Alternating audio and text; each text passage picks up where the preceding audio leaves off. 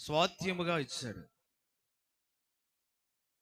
అది ఆడపిల్లలైనా మగపిల్లలైనా. అది ఎవరిచ్చింది? దేవుడిచ్చిన స్వాస్థ్యం. అందుకే ఆదికాండములో 4వ అధ్యాయంలో ఆదాము అంటాడు, యెహోవా దయ వలన నేనొక మనుషుని సంపాదించుకున్నానంటాడు. ఎవరి దయ వలన? యెహోవా దయ వలన నేనొక మనుషుని సంపాదించుకున్నానంటాడు. యాకోబు అంటాడు, ఈ దేశములో నాకు అనుగ్రహించిన పిల్లలు అంటాడు. దయతో సంపాదించుకున్న పిల్లలు, తర్వాత దేవుని చేత అనుగ్రహించబడిన పిల్లలు. అదే రీతిగా యెషయా అంటాడు 8వ అధ్యాయములో, యెహోవా ఎవరికి ఇచ్చిన పిల్లలు? నాకిచ్చిన పిల్లలు అనే మాట. కాబట్టి పిల్లలు అనేది ఎవరిచ్చిన స్వాస్థ్యం? ఇప్పుడు ఎవరిచ్చిన స్వాస్థ్యం? యెహోవా ఇచ్చిన స్వాస్థ్యము. అది ఆడపిల్లలైనా మగపిల్లలైనా. రాజేష్, ఎవరిచ్చిన స్వాస్థ్యం? దేవుడిచ్చిన స్వాస్థ్యము, బహుమానము అనే మాట. 128వ కీర్తనలో ఒక చక్కటి మాట మనము జ్ఞాపకం చేసుకుందాం. చూడండి, దావీదు కీర్తన, గర్భఫలము ఆయన ఇచ్చు దానికంటే పైది, కుమారులు యెహోవా అనుగ్రహించు స్వాస్థ్యము, గర్భఫలము ఆయన ఇచ్చు బహుమానము. దేవుడు బహుమానంగా మనకేమిచ్చాడు? పిల్లల్నిచ్చాడు. ఎవరినిచ్చాడు? పిల్లల్నిచ్చాడు. ఒక ముఖ్యమంత్రి వచ్చి మీకు ఒక చిన్న బహుమానం ఇచ్చాడు అనుకోండి, ఏదన్నా, దాన్ని మీరు ఎక్కడ పెడతారు? చెప్పండి. ఒక ముఖ్యమంత్రి గారు వచ్చి మీకు ఒక బహుమానం ఇచ్చాడు, అది విలువ తక్కువే. ఆ బహుమానాన్ని మీరు ఏం చేస్తారు? ఎక్కడో మాట్లాడుతున్నారు చూడండి. ఏం చేస్తారు? దాన్ని ఏం చేస్తారు? ముఖ్యమంత్రి గారు ఇచ్చిన బహుమానాన్ని ఏం చేస్తారు? చక్కగా దాచిపెడతారు. ఎందుకని? ఎవరిచ్చారు? అది విలువ లేనిదే అగ్గిపెట్టి అనుకోండి. పోని అగ్గిపెట్టి ముఖ్యమంత్రి గారు వచ్చి మీకు అగ్గిపెట్టి ఇచ్చారు అనుకోండి, అది అగ్గిపెట్టి తక్కువ రేట్ అయినా అది ఎవరిచ్చారు?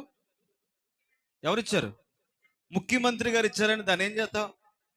జాగ్రత్త పెట్టి చాలా మందికి చెప్తావు. అంటే ముఖ్యమంత్రి గారు మాకు వచ్చి అగ్గిపెట్టి ఇచ్చారు ఇదిగోండి అంటావు. అవునా? చెప్తారో చెప్పరా? ఏది ఇచ్చినా కానీ. మరి పిల్లలు దేవుడిచ్చాడు కదా మనకి, అవునా కదా? పిల్లలు ఎవరిచ్చారు? దేవుడిచ్చాడు. దేవుడు స్వాస్థ్యముగా మనకు పిల్లల్నిచ్చాడు. అది ఏ పిల్లైనా కానీ దాన్ని బట్టి దేవునికి మనం ఏం చేయాలంటే కృతజ్ఞతాస్తుతులు చెల్లించాలి. ప్రభువా, నీవు నాకు పిల్లల్నిచ్చావు. అది ఆడపిల్ల అయినా మగపిల్ల అయినా. చాలా మందికి ఈ రోజు వరకు ప్రార్థన చేస్తాను, పిల్లలు లేని వారు చాలా మంది ఉన్నారు. పిల్లలు లేక బాధపడేవారు ఇంకా చాలా మంది ఉన్నారు. దేవుడు నిన్ను ఆశీర్వదించి నీకు చక్కటి బిడ్డలను ఇస్తే ఏం చేస్తావు? కొన్నిసార్లు మనం ఏం చేస్తాం? దేవుడు నాకు ఏం చేశాడంట? అన్యాయం చేశాడు. నీకు అన్యాయం చేయటం ఏంటంటే, దేవుడు నీకు బిడ్డలను ఇస్తే, నిన్ను ఆశీర్వాదించి సంతానం ఇస్తే, రాజేష్ ఏం చేసావంట చెప్తా, మాట్లాడండి, పైకి చూడండి, పర్వాలేదు. దేవుడు నాకు ఏం చేశాడంట? అన్యాయం చేశాడు. ఎందుకు చేశాడు అన్యాయం? ఆడపిల్లని ఇచ్చినందుక? ఇద్దరు ఆడపిల్లని ఇచ్చినందుకు దేవునికి ఏమైపోతాం మనం? దూరం అవ్వద్దు. దేవునికి కృతజ్ఞతాస్తుతులు చెల్లించాలి. అది ఆడపిల్ల అయినా మగపిల్ల అయినా దేవుడిచ్చాడు నీకు. మొన్నే ఓ పాప డెలివరీ అయింది. ఆ పాపకి కిడ్నీ లేదు. ఏం లేదు? కిడ్నీ లేదు. చక్కటి బిడ్డలు, చక్కటి రూపం, చక్కటి సౌందర్యమైన పిల్లలను దేవుడు మీకు అనుగ్రహించాడు. కాబట్టి మనం ఏ విషయంలో కూడా ఏం చేయకూడదు చెప్పండి? ఇప్పుడు నిరాశ చెందకూడదు. అది ఆడపిల్ల అయినా మగపిల్ల అయినా ఏం చేయకూడదు? నిరాశ చెంది దేవునికి మనం ఏమైపోకూడదు? దూరం అయిపోకూడదు. ఇంకా దేవునికి సమీపంగా ఉండాలి మనం. ఎందుకంటే దేవుడు మనకి పిల్లలిచ్చిన దాన్ని బట్టి దేవునికి ఎలా ఉండాలంటే దేవునికి దగ్గరగా ఉండాలి. అర్థమైంది కదా? సరే, ఇంతవరకు ఆ బిడ్డ మరి పాల చేత పెంచబడింది. దేని చేత పెంచబడింది? పాల చేత పెంచబడింది. ఇస్సాకు మరి అబ్రహాము తన కుమారుడు పాలు విడిచిన తర్వాత ఏం చేయించాడు? ఏం చేశాడు? ఇస్సాకు అబ్రహాము తన కుమారుని ఇస్సాకు పాలు విడిచిన తర్వాత ఏం చేశాడు? గొప్ప విందు చేశాడు. ఏం చేశాడు? గొప్ప విందు. ఇప్పుడు ఎలీషా ఏం చేశాడు అని తెలియదు, కానీ ఆ అబ్రహాం అయితే తన కుమారుడు పాలు విడిచిన తర్వాత ఏం చేస్తూ వచ్చాడు? గొప్ప విందు చేస్తూ వచ్చాడు. ఈ దినాన్ని దేవుడు పిల్లలు ఇచ్చాడు. ఆ పిల్లల్ని మనము ఇంతవరకు పాలతో రాని మరి పెంచుతూ వచ్చింది. ఇప్పుడు ఎదగటానికి ఏం కావాలి? ఇప్పుడు ఎదగటానికి ఏం పెడుతున్నాం? ఈరోజు శరీర సంబంధమైన ఆహారం పెడుతున్నాం. ఏ సంబంధము? శరీర సంబంధమైన ఆహారం. ఆహారం ఎందుకు? ఎందుకు ఆహారం? ఎందుకమ్మా ఎందుకు పెడుతున్నారు ఆహారం? ఎదుగుదల కొరకు ఏం చేస్తున్నారు? ఆహారం పెడుతున్నారు. అదే రీతిగా ఆ చిన్నపిల్లకి గోరుముద్దలు తినడానికి తల్లి ఎంత ప్రయాసపడుతుందో, ఆ ముద్దలు తినిపించడానికి తల్లి ఏం చేద్ది?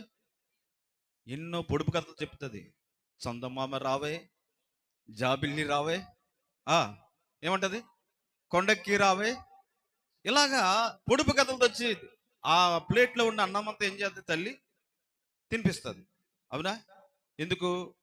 శక్తి అవసరం పాపకి. ఆ బిడ్డ ఎదగటానికి మరి ఆహారం అవసరం. అందుకే ఆ తల్లి ఏం చేస్తుందంటే చక్కటి కథలతో ఆహారం ఆ బిడ్డకి ఏం చేస్తుంది? తినిపించేదిగా ఉంటుంది. అదే రీతిగా మనము కూడా ఆత్మీయమైన వాక్యం అనే పాల చేత పెంచాలి. ఏ పాల చేత? పాల చేత. వాక్యం ఎటువంటిదంటే పాలుకు సాదృశ్యంగా ఉంది.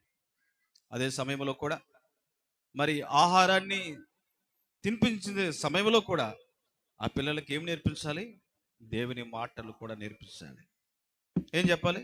ఇప్పుడు మనం ఏం నేర్పించే అవసరం లేదు. సెల్ ఫోన్ ఇచ్చేస్తున్నారు పిల్లలకి, హాయిగా వాడుకుంటున్నారు. మీ పనులు మీరే, వాళ్ళ పనులు వాళ్ళే. ఒక్కడికి కంటద వాక్యం రాట్లా. చక్కగా ఉంటుంది. తల్లులకి ఏం చేయక్కర్లొద్దు, ఏమి నేర్పించక్కర్లొద్దు. ఓ సెల్ ఫోన్ ఇచ్చేస్తే అలా చక్కగా ఆడుకుంటున్నారు, ఎవరు పనుల్లో వాళ్ళు ఉంటున్నారు. ఆ రీతిగా ఉండొద్దు. పిల్లలకి చక్కగా నేర్పించాలి. మరి బాలుడిని అడవలసిన త్రోవలో వారిని నేర్పించడానికి మనం తల్లిదండ్రులైన వారు కూడా ఏం చేయాలని సిద్ధపడాలి. వాక్యము చేత ఏం చేయాలి? వాళ్ళని పెంచాలి. ఎలా పెంచాలి చెప్పండి? వాక్యము చేత పెంచాలి. ఆ రీతిగా మరి కావ్య మొదటి కుమార్తె, రెండవ పాప దేవుడు అనుగ్రహించాడు. ఈ బిడ్డలను కూడా మీరు దేవుని యొక్క శిక్షణలో పెంచాలి. ఎక్కడ పెంచాలి? దేవుని యొక్క శిక్షణలో పెంచాలి. దేవుని దయలో, మనుషుల దయలో ఆ బిడ్డలు వర్ధిల్లాలంటే మీరు ఎక్కడ ఉండాలి? రాజేషు రాణి ఎక్కడ ఉండాలి? రాజేషు మరి పాపకి ఎన్ని ఇళ్ళమ్మా? ఇప్పటికి ఎన్ని? 6 డెలివరీ అయిన కాడి నుంచి ఇప్పుడు మందిరానికి రాలేదు రాజేష్. మరి ఎందుకో కారణమో నాకు తెలియదు. అంటే నేను అనుకుంటున్నాను ఆడపిల్ల పుట్టిందని బాధతో ఉన్నాడని భావం మరి కలిగింది అనుకుంటున్నాను, తెలిసిన మాటల మట్టి. అయితే చక్కటి కుమార్తెను ఇచ్చాడు నీకు, అర్థమైంది కదా? ఎవరినిచ్చారు? చక్కటి కుమార్తెను ఇచ్చాడు. పిల్లలు చాలా మంది ఉన్నారు. ప్రభువా నువ్వు నాకు చక్కటి బిడ్డలను ఇచ్చావు, అందుని బట్టి నీకు కృతజ్ఞతలు. మేము బాధపడుతున్నాం కుమారుని ఇచ్చినందుకు. మేము బాధపడుతున్నాం ఈరోజు మాకు మగపిల్లని ఇచ్చినందుకు. ఎందుకు బాధపడుతున్నాం చెప్పండి? మగపిల్లలు ఇచ్చినందుకు మేము బాధపడుతున్నాం, మాకు ఆడపిల్ల లేదని. దేవుడు ఎవరిస్తే అదే స్వాస్థ్యం. మనం స్వాస్థ్యం ఇచ్చిన బిడ్డల్ని మనం దేవుని మహిమ కొరకు ఏం చేయాలి? పెంచాలి. అర్థమైంది కదా? ఇది నా నుండి మీకు ఇచ్చిన బిడ్డలను చక్కగా దేవుని దయలో, మనుషుల దయలో వర్ధిల్లాలంటే మీరు చక్కగా మరి పిల్లలు ఏం చేయాలి? వాక్యమైన పాల చేత ఏం చేయాలి? పెంచాలి. ఆ రీతిగా పెంచినప్పుడు మరి ఆ బిడ్డలు ఎలాగుంటారంటే ఒలివల మొక్క వలె ఉంటారంట. దావీదు అంటాడు, నేనైతే దేవుని మందిరములో ఎలాగున్నాడు, పచ్చని ఒలివ మొక్క వలె. బిడ్డలను పోలుస్తూ ఒలివ మొక్కను పోలుస్తూ ఉన్నాడు. ఆ రీతిగా ఆ బిడ్డలు కూడా మరి రెబెక్కా వలె విధేయత కలిగిన బిడ్డల వలె, యోబు కుమార్తెల వలె ఆత్మీయమైన సౌందర్యమైన కుమార్తెగా, పిలుపు కుమార్తెలు ప్రవచించే కుమార్తెలుగా దేవుడు ఆ బిడ్డల్ని రానున్న దినాల్లో ఆశీర్వాదించునుగాక. కాబట్టి దేవుడు మరింతవరకు ఆ బిడ్డను పాల చేత మరి పెంచుతూ వచ్చారు. ఈ దినా నుంచి ఆ బిడ్డకు ఏం దొరుకుతుంది? ఆహారము. ఒకడు మనుషుడు రొట్టె వలన మాత్రమే జీవించడంట. దేవుని వాక్యము ద్వారా మనం ఏం చేయాలి? పోషించాలి. దేవుని వాక్యములో బిడ్డలను పెంచాలి. ఆ రీతిగా మరి దేవుడు మరి వారికి ఇచ్చిన బిడ్డల్ని మరి దేవుని యొక్క క్రమంలో పెంచడానికి ఏ రీతిగా అయితే మీరు ఈ దినా నుంచి ఆ బిడ్డకు ఆహారము మీరు పెడుతున్నారో, ఆ రోజు నుంచి దేవుని మాటలు పిల్లలకి ఏం చేయాలి? నేర్పించాలి. పిల్లలకి ఏం చేయించాలి చెప్పండి? కావ్య నిన్న అటు వెళ్తుంటే ఇలా చేతులు కట్టుకుని ఆ రోడ్డు మీదే వందనాలండి పాస్టర్ గారు అంటుంది. ఎలాగంటున్నారు? ఇది పిల్లలందరూ కూడా వందనాలండి పాస్టర్ గారు. ఇక్కడి నుంచి ఇక్కడికి పాస్టర్ గారు వందనాలు, పాస్టర్ గారి నుంచి ఎక్కడి నుంచి వచ్చినాయి ఇవన్నీ? తల్లిదండ్రులు దేవుని సన్నిధిలో. అదే రీతిగా పిల్లలు ఏం చేయాలి? పిల్లలకు ఏం చేయాలి? నేర్పించాలి. ఆ రీతిగా నేర్పించినప్పుడు వారు దేవుని యొక్క శిక్షణలో వారు ఎదుగుతూ ఉంటారు. సరే, ప్రార్థన చేసుకుని మరి దినము అన్నప్రసన్న కార్యక్రమాన్ని ప్రారంభిస్తాము.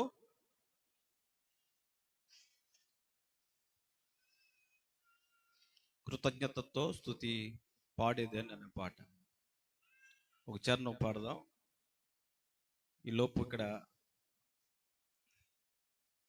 క్లాత్ లేదా క్లాత్. కృతజ్ఞతతో స్తుతి పాడేదని నా యేసునాథుని. జాన్రా ఎవరు లేకొద్దు, కూర్చోండి, అయిపోయింది ఇంకా.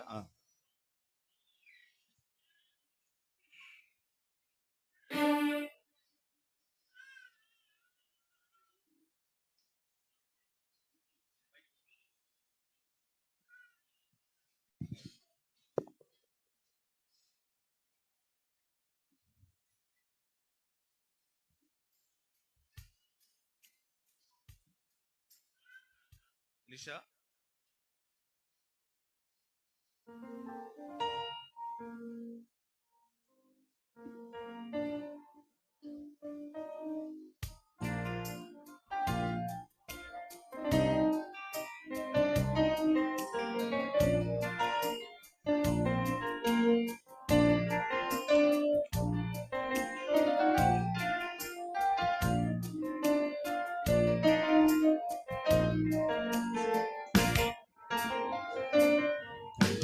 జ్ఞాతతో స్తుతి పాడేదన్ నా యేసునాథ.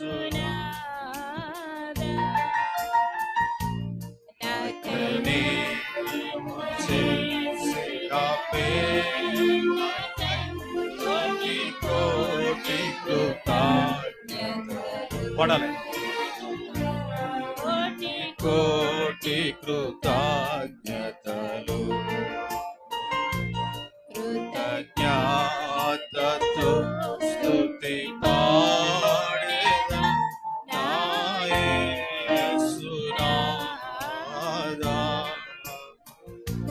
నాకై నీవు చేసిన మేలకై కోటి కోటి కృతజ్ఞతలు.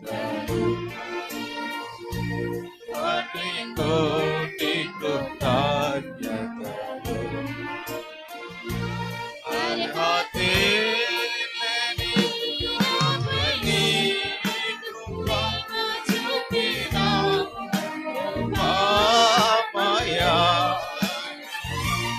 అర్హతే లేని నీ కృప చూపిన కృపామయా.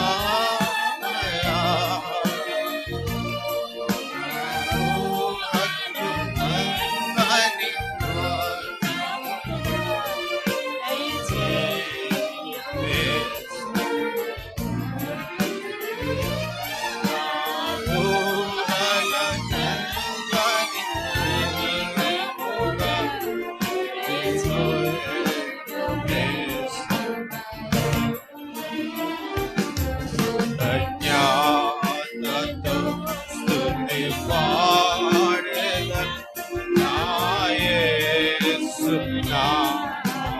పాడాలి. నీవు చేసిన మేలకై కోటి కోటి కృతజ్ఞతలు, కోటి కోటి కృతజ్ఞతలు. రాజేష్ అదే రీతిగా రాని ఆ పాపను తీసుకుని రండి. ప్రసాదం నీ ఘనమైన నామమును బట్టి వందనాలు. రాజేష్ రాణిని మీరు దీవించి ఆశీర్వదించి వారికి ఇచ్చిన రెండవ కుమార్తె కొరకు ప్రార్థన చేస్తూ ఉన్నాము. తల్లి గర్భమున పుట్టినది మొదలుకొని ఇంతవరకు ఈ బిడ్డను నీ దయలో కృపలో భద్రపరిచినందుకు వందనాలు. ఈ దినాన్ని నీ మందిరానికి తీసుకొచ్చి నేను ఆరాధించడానికి కుటుంబంతో ఇచ్చిన కృపకై వందనాలు. ఈ బిడ్డకు కీర్తి అని నామకరణ చేస్తున్నాం. ఈ బిడ్డ ప్రభువా మరి కీర్తి ప్రపంచమంతటా వ్యాపించేటట్లు దేవుని మాటలు ప్రచురించే బిడ్డగా ఈ బిడ్డను సిద్ధపరచమని సరదులో ప్రార్థన చేస్తూ ఉన్నాం. ఓ దేవా, ఇది నా నుండి మరి ఇంతవరకు పాలతో పెంచబడింది. ఓ దేవా, మరి నీ వాక్యం చేత ఓ తండ్రి మరి పోషించడానికి నీ సహాయం కృపను అనుగ్రహించండి. ఇది నా నుంచి మరి ఆహారాన్ని పెడుతుండగా శరీరంలో ఉండే అవయవాలన్నీ కూడా చక్కగా పనిచేసి జన్న సాయము ఆగునట్లుగా నీ కృపను అనుగ్రహించమని, దేవుని దయలో మనుషుల దయలో ఎదగటానికి కృపను అనుగ్రహించమని యేసుక్రీస్తు వారి దివ్యమైన ఘనమైన నామములో ప్రార్థించి వేడుకొనుచున్నాము తండ్రి. ఆమేన్. ఓకే.